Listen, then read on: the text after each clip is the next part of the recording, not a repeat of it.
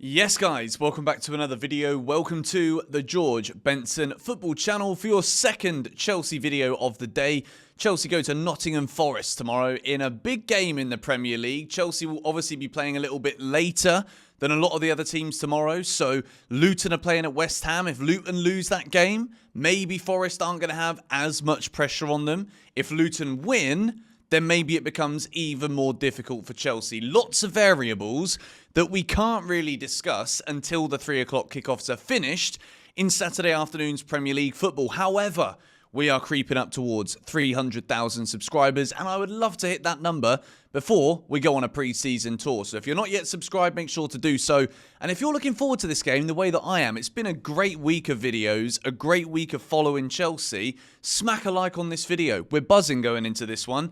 If only we could have found a new system, if only we could have found new form, and on top of all of that, if only we could have found players coming back from injury throughout the entirety of this season. We've got some great news about recovering players. We have got Reece James back in full team training. Leslie Ugochukwu, I almost forgot we even had this bloke. He's back in training as well. Lavia, where's Lavia? He's still not there, just to let you guys know.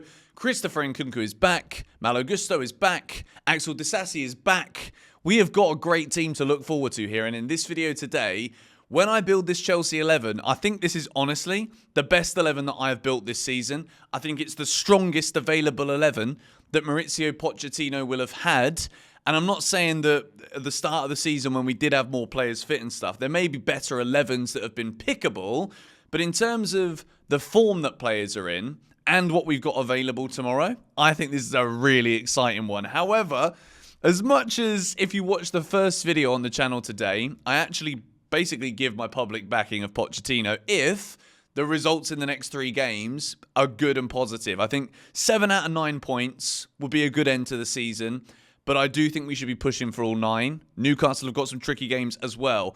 But in Pochettino's press conference, there was one major talking point, and it's got a lot of people once again on the defensive, and I can kind of see why. I don't think this is a good answer from Poch. I don't think, when asked about whether he will stay at Chelsea, I think at this stage in the season, I know he's confident right now. If you look at his demeanour, he looks a lot more positive. He looks a lot more relaxed. But we're going to read out the answer now, and I'm going to give you my thoughts on it. Look, it's not important. The most important thing is to keep going, working if we are all happy. Not only the owners happy with us, with all the organisation the club is building here. Because of them, we are all under assessment. If we are happy, perfect. But it is not only if the owners are happy or the sporting director's happy. If we are happy, you need to ask us also, because maybe we are not happy and we accept the situation and we need to split. It is not going to be the first time the coaching staff at the end of the season decide to not keep going. But at this end, it is always the opposite way. It is always the owners or the sporting directors. They can say tomorrow, maybe I can say I want to leave. It is 2 parties to make a decision. Because Chelsea is not happy, the owners or the sporting directors, maybe we are not happy because we arrive here with a job to do, and in the end, it has not happened what we expect. I'm not saying I'm not happy, but it is always one side, and maybe we need to look at the other side. This is a massive statement from Mauricio Pochettino here.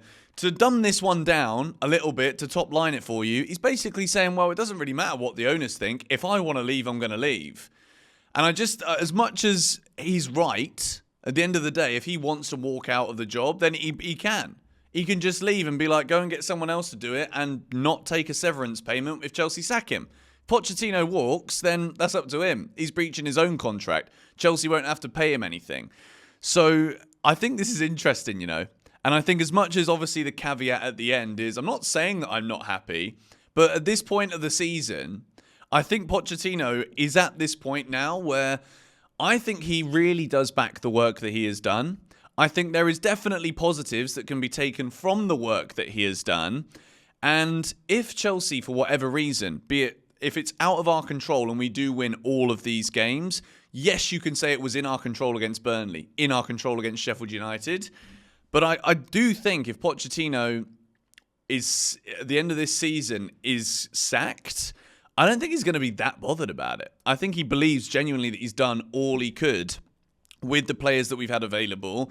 and with an incredibly young squad. So, yeah, I was not expecting that from Poch, and I just do find it slightly just frustrating that he can even answer like this with 3 important, massive games still to go in the season. As much as I have given him my backing a bit more in recent games after seeing some genuine improvements with the way that we play, I just feel as though it's a bit belittling to the club to be like, well, yeah, if I don't want to be here, I'm just going to leave too. You want to feel like your manager is giving absolutely everything in terms of wanting to be at the club. I don't doubt for 1 second that he's not trying his best. I think he is. Maybe sometimes the best isn't good enough. But like, at least as fans, we want to feel as though the manager wants to be here. And with an answer like we saw there in that press conference today before this Forest game, it does make you wonder. But anyway, enough of that. Chelsea have been playing some brilliant football recently. We have really looked like a different team. Our owner, or one of our owners, Todd Boehly, this week has come out praising the way that the team have been playing. And I think this starting 11 that I'm about to pick here is so exciting. And I think there is a mixture here of a lot of great balance. I'm so interested to see who the right back that I've picked and what he does in this Chelsea system. Continuity is also available, and we have also upgraded the left-hand side of the pitch. So without any further ado, we begin with Petrovic. If you didn't see today's earlier video, I was discussing the possibility that Chelsea might be in the market for Emi Martinez again this summer, maybe Oblak from Atletico Madrid. Petrovic, 2 clean sheets in a row. I want to see him build on this tomorrow away at Forest. The back 4, Malo Gusto is back at right back. Trevoh Chalobah, Thiago Silva, and Marc Cucurella. Reece James is back. I want to talk about Reece for a second now. This guy had surgery in December. This guy keeps on getting injuries left, right and centre. If we rush Reece James back just because we're trying to get Europa League, we will ruin this guy's career. Absolutely ruin it. Do not rush Reece James back. If we are 3-0 up, 4-0 up with 5 minutes to go, give him a little run out, even if it is just for the fans, to be able to clap our club captain back. That was a difficult one to say. But Malo Gusto is fit and supposedly ready to face Forest tomorrow. Cucurella, we've already spoken about this bloke so many times in recent videos, recent weeks. He looks like a new man. He looks like Iniesta, Busquets, Jordi Alba in their primes, all put into one footballer. It's fantastic. Silva and Chalobah, that is the centre-back partnership right now. Badiashile, I think, has been really, really good, but I would be going with Thiago Silva in this game, and I'm picking Trev just because he's been consistently fantastic. This is not an easy one to pick, really, because you could argue maybe save Thiago Silva for hopefully the last game of the season. Maybe we don't want to get him injured. Maybe there is an element of this in Poch's thinking. But at this point, look, the way that Trevoh Chalobah was creating chances last week, the way that Silva literally got an assist from Madueke, because still, from an aerial threat, attacking-wise from set pieces, Silva is still there.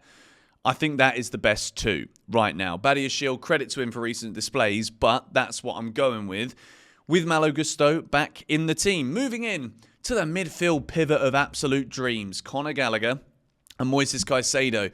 Caicedo looks like a different player. He looks like the player that we saw at Brighton and the reason that we spent 100 million quid on him. Conor Gallagher getting forward, advancing, supporting that attack, scoring goals, getting assists. The man is also on fire. Brilliant form from Conor. And we move into this front 4 that I've spoken about at the start of this video. This could be so exciting. With the way that we've recently been playing, Noni Madueke's been in great form. Cole Palmer speaks for himself. Jackson's found his shooting boots again. The weak link on the left-hand side of the pitch has been Mudryk. Now that Christopher Nkunku is fit, I want to see him on the left wing. So that is what we're going with. A front 4 of Noni, Palmer, Nkunku on the left, Nicholas Jackson through the middle. Look, Forest might be fighting to stay in the Premier League, but Chelsea are fighting for a Europa League place here. This game is going to mean a lot. We're going to have Man United playing on Sunday. Newcastle are going to be playing in the 3 o'clock kickoff. They've got Brighton, which isn't a foregone conclusion. They win that game, but I've got a feeling Brighton are going to roll over. And I think Newcastle will smack Brighton to pieces tomorrow. I really do. I think it could be 4-5-0. So I think Chelsea are going to have to win this. We're absolutely going to have to win it. We need to win it regardless of the Newcastle result because we want it in our hands. We want to be ahead of them so that we know that as long as we keep winning, we finish 6th in the Premier League. It would be absolutely massive. And I think this starting 11 is probably the best 11 that we have had available all season long, to be fair. With Reece James available again, you could say that we need Reece in there, whatever. But Malo Gusto, I think, is, at this point, as good of a right-back as Reece James. I think Malo Gusto is also so important. And as great as Alfie Gilchrist has been, I think having Chalobah playing in that right centre-back position, having Gusto, who is naturally a right-back, looks so competent coming into the middle, coming into that midfield also and progressing up the field, with Cucurella being exactly what we've seen him do for the last couple of weeks. I think this is such an exciting Chelsea team, and I'm absolutely buzzing for the game tomorrow against Forest. I've got a public service announcement for you. A lot of you have been wondering why, since the beginning of this season, there were no more live streams. Well, I had a geezer come and install some cabling in my villa this week, which is where my office is now, and we may well be ready tomorrow to bring back the GBFC live streams. So, if you've got no plans, stay at home, get the YouTube video up of me talking about the game, watch the game with me. It's going to be a load of fun. Not 100% guaranteed yet. I need to test a few more things to get it ready. But yeah, we're rocking and rolling. We're ready to go, I think, almost. Thank you guys for watching this video. Hit the like button if you enjoyed it. Subscribe if you are new. Come on, you Blues.